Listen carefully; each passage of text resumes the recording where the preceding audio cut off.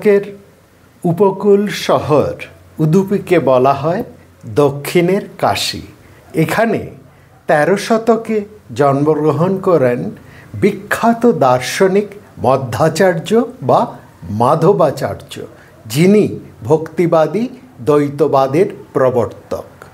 অদ্বৈত দর্শনে যেখানে বলা হয়েছে ব্রহ্ম সত্য জগৎ মিথ্যা জীব ব্রহ্মৈব নাপর, ব্রহ্মই একমাত্র সত্য, এই জগৎ মিথ্যা অলীক, সেখানে দ্বৈত দর্শন বলছে যাদৃশ ব্রহ্মণ সত্য তাদৃশং সৎ জগতোপি, অর্থাৎ ব্রহ্ম যেমন সত্য তেমনি এই জীব জগৎ সত্য।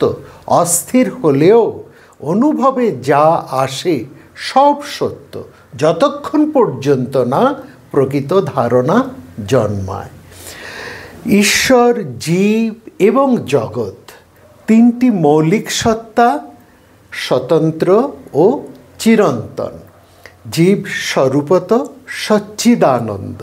দ্বৈত দর্শন বলছে কিন্তু একমাত্র ঈশ্বরের অনুগ্রহেই জীব মুক্তি অর্থাৎ নিজের স্বরূপ স্বভাব পরিচয়কে জানতে পারে। পূর্ণ শরণাগতির মাধ্যমেই ঈশ্বরের অনুগ্রহ লাভ সম্ভব।